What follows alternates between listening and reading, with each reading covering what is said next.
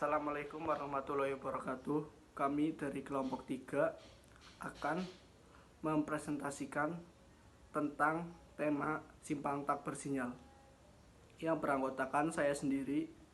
Nama saya Haikal Fahri Muhammad, NIM 88. Kemudian ada teman saya namanya Sidan, NIM 90.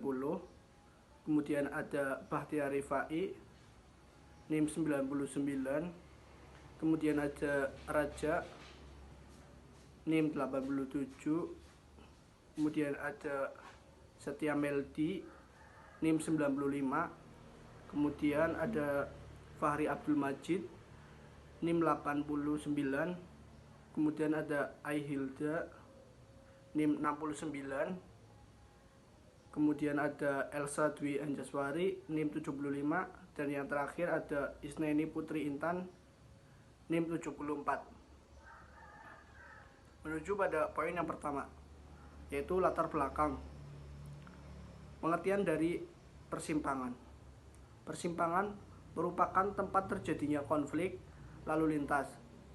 Persimpangan jalan yang ditinjau dalam studi ini adalah persimpangan jalan Kom Bambang Suprapto sampai Jalan Manggunjaya. Ini merupakan simpang tak bersinyal dengan tipe 322, jalan kom bersinyal dengan tipe 322, jalan Kom Bambang Suprapto sebagai jalan utama, dan termasuk tipe jalan 2 lajur 2 arah tanpa median. Dalam artian seperti pada 2/2 UD dengan lebar jalur 3,5 meter. Jadi lebar totalnya memiliki 7 meter. Sedangkan Jalan Manggunjaya sebagai jalan minor dan termasuk tipe jalan 2 lajur 2 arah tanpa median 2/2 UD. Dengan lebar jalur 3 meter, lebar totalnya memiliki 6 meter. Persimpangan ini terletak pada daerah komersial dengan asumsi hambatan samping sedang, dan kondisi pengendalian lalu lintas pada simpang tersebut belum memiliki rambu berhenti atau rambu stop. Metode penelitian. Jenis penelitian ini adalah menggunakan metode survei, karena penelitian ini merupakan kegiatan penyelidikan untuk memperoleh fakta-fakta secara dari gejala-gejala yang diketahui, mencari informasi secara faktual, dan mengumpulkan data untuk dievaluasi. Penelitian ini dilaksanakan pada Rabu 18 Maret 2020, Kamis 9 Maret 2020, Jumat 24 Maret 2020, dan Sabtu 29 Maret 2020. Masing-masing pada waktu jam 3 puncak, yaitu pagi hari pukul 7 sampai dengan 8, siang hari pukul 11.30 sampai dengan 12.30, dan sore hari pukul 16.30 sampai dengan 17.30. Assalamualaikum warahmatullahi wabarakatuh. Saya Hilda Paujian, NIM 69. Di sini saya akan membacakan hasil dan pembahasan.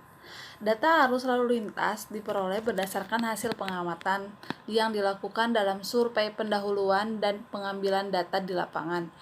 Data lalu lintas didapat saat jam puncak, yaitu pada jam 7.00 sampai jam 8.00, 11.30 sampai 12.30, dan jam 16.30 sampai jam 17.30. Masing-masing dalam periode 10 menit dikalikan 6 untuk memperoleh nilai volume lalu lintas dalam periode 1 jam. Data ini kemudian dikonversikan ke dalam satuan mobil penumpang sesuai dengan faktor konversi untuk tiap-tiap kendaraan. Selanjutnya, jumlah kendaraan yang melewati tiap lengan simpang dikalikan dengan faktor konversi tiap jenis kendaraan. Faktor empati yang kendaraan ringan sama dengan 1,0. Faktor empati kendaraan berat yaitu 1,3, dan faktor empati sepeda motor 0,5. Berikut data hasil survei pada hari Rabu 18 Maret 2020, Kamis 19 Maret 2020, Jumat 27 Maret 2020. 20 dan Sabtu 28 Maret 2020. Kasih. Assalamualaikum warahmatullahi wabarakatuh. Saya Elsa Dwi Anjasori, NIM 75 akan membacakan arus lalu lintas total. Arus lalu lintas pada hari Rabu tanggal 18 Maret 2020. Kendaraan ringan mempunyai IMP 1. Pada Rabu itu ada 4.461 kendaraan per jam. SMP-nya 4.461 per jam. Untuk kendaraan berat mempunyai EMP 1,3. Ada 245 kendaraan per jam. Lalu SMP-nya 319 per jam. Untuk sepeda motor mempunyai EMP 0,5. Ada 11.493 kendaraan per jam. Lalu 5.748 SMP per jam. Kendaraan bermotor totalnya ada 16.199 kendaraan per jam, sama dengan 10.526 SMP per jam. Untuk kendaraan tidak bermotor ada 28 kendaraan per jam. Hari Kamis 19 Maret 2020, kendaraan ringannya 3.494 kendaraan per jam. SMP-nya 3.494 per jam. Kendaraan beratnya ada 102 kendaraan per jam. Untuk SMP-nya 133 SMP per jam. Sepeda motor 8.948 kendaraan per jam, 447 untuk SMP per jam. Untuk pada hari itu kendaraan bermotor totalnya ada 12.544 kendaraan per jam, lalu 8.101 SMP per jam. Untuk kendaraan tidak bermotor ada 28 kendaraan per jam. Jumat 27 Maret 2020. Untuk kendaraan ringan ada 3.061 617. Karena IMP-nya 1 jadi SMP-nya sama 3.617. Kendaraan berat MP-nya 1,3. Kendaraan ada 228 kendaraan per jam. Lalu ada 296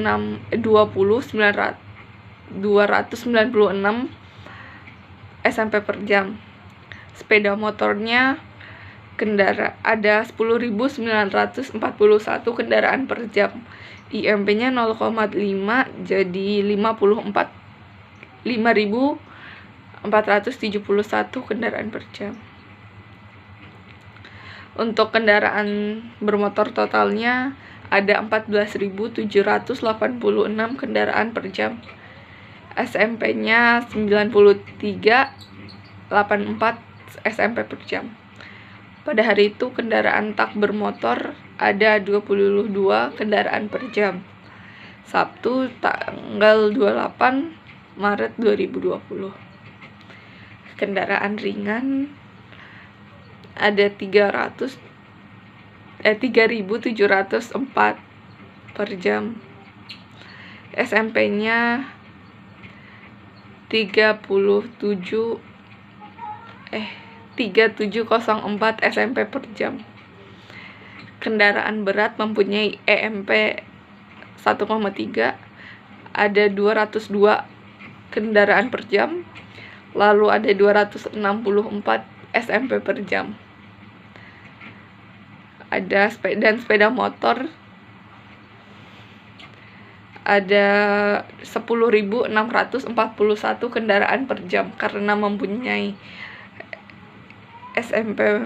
karena mempunyai IMP 0,5 jadi SMP-nya 5.346 per jam.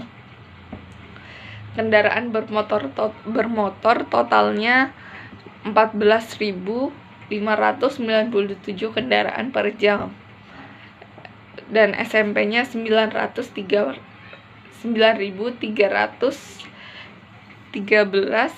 SMP per jam.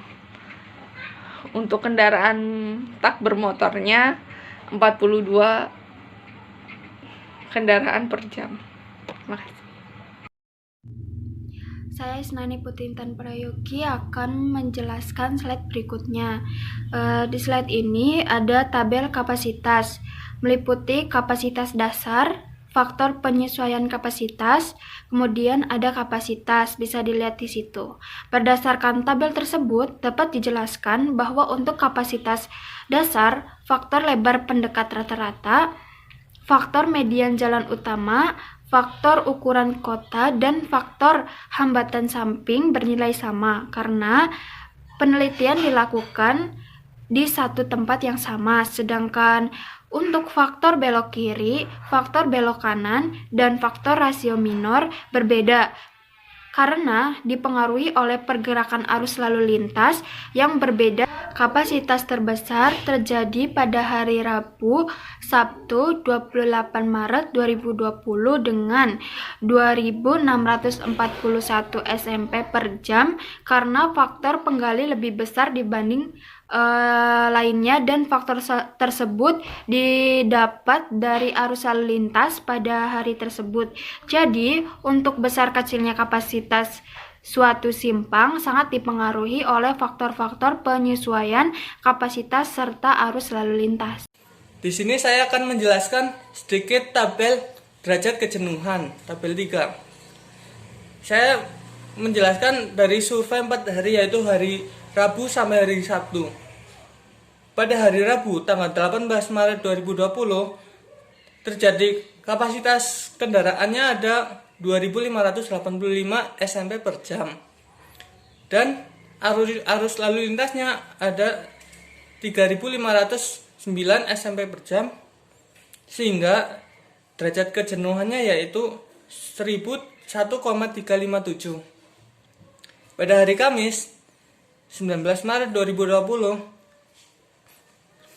ada kapasitas jalannya ada 2.350 SMP per jam, dan arus lalu lintasnya ada 2.700 SMP per jam, sehingga derajat kejenuhannya ada 1,149. Pada hari Jumat tanggal 27 Maret 2020 kapasitas jalannya ada 2.427 SMP per jam. Arus lalu lintasnya ada 3.128 SMP per jam, sehingga derajat kejenuhannya yaitu 1,289.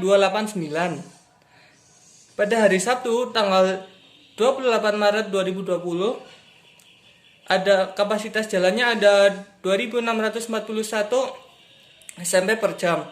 Arus lalu lintasnya ada 3.104 SMP per jam, sehingga derajat kejenuhannya 1,175. Berdasarkan tabel 3 dapat dijelaskan bahwa derajat kejenuhan yang paling besar yaitu pada hari Rabu 18 Maret 2020 dengan nilai 1,357. Hal ini terjadi karena kapasitas yang kecil dan arus yang besar, sehingga mempengaruhi derajat kejenuhan. Begitu juga sebaliknya, apabila kapasitas lebih besar dibandingkan arus lalu lintas, maka derajat kejenuhannya akan kecil.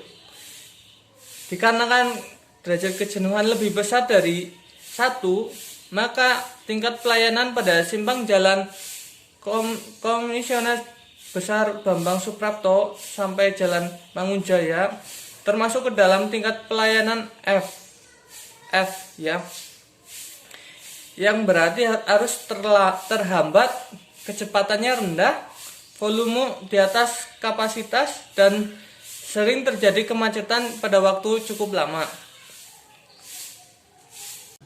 Selanjutnya Dari waktu-waktu yang telah ditentukan diperoleh beberapa tunda-tundaan simpang tak bersinyal.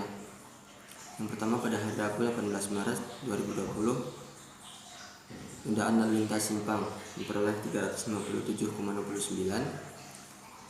Terus 87,16 tundaan lalu lintas jalan utama, dan tundaan lalu lintas jalan minor 2888,85. Tundaan geometrik simpang 4. Tundaan simpang memperoleh 353,69. Pada hari selanjutnya, hari Kamis 19 Maret 2020, tundaan lalu lintas simpang memperoleh 26,83. Tundaan lalu lintas jalan utama memperoleh 16,84. Tundaan lalu lintas jalan minor memperoleh 81,51. Tundaan geometrik simpang memperoleh 4. Tundaan simpang 80,83. Dan pada hari Jumat 28 Maret 2020, tundaan lalu lintas simpang memperoleh 96,24. Tundaan lalu lintas jalan utama memperoleh 36,87.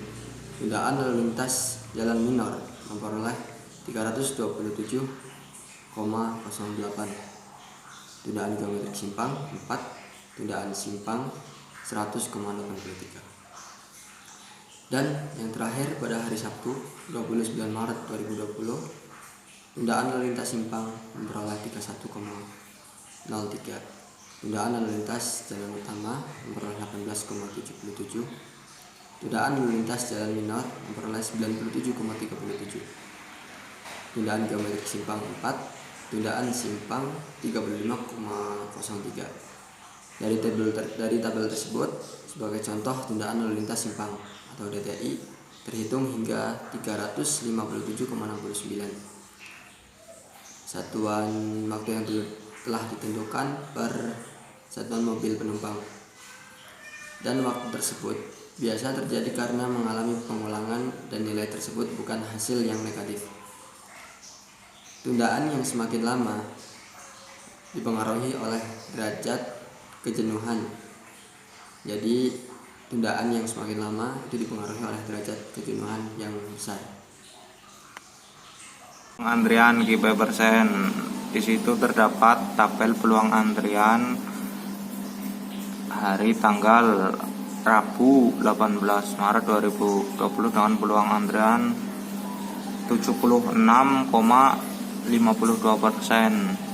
Hari Kamis 19 Maret 2020 terdapat peluang antrian 53,54%. Hari Jumat 27 Maret 2020 terdapat peluang antrian 68,42%. Sabtu 28 Maret 2020 terdapat antrian 56,15%. Dari tabel 5 diketahui bahwa peluang antrian terbesar terjadi pada hari Rabu 18 Maret 2020 dengan peluang antrian 76,52%. Jadi kendaraan bermotor yang melewati simpang Jalan Komisaris Bambang Suprapto ke Jalan Mangunjaya, peluang untuk mengantri akan lebih besar dibanding hari lainnya. Berdasarkan hasil penelitian yang dilakukan, memperoleh kesimpulan jumlah arus lalu lintas terbesar pada simpang Komisaris Bambang Suprapto Jalan Mangunjaya selama penelitian berlangsung terjadi pada hari Rabu 18 Maret 2020 dengan total kendaraan bermotor yaitu 10.526 SMB per jam. Kapasitas terbesar terjadi pada hari Sabtu 28 Maret 2020 dengan 2.641 SMB per jam. Derajat kejenuhan yang paling terbesar terjadi pada hari Rabu 18 Maret 2020 dengan nilai 1,357 dengan klasifikasi tingkat pelayanan F.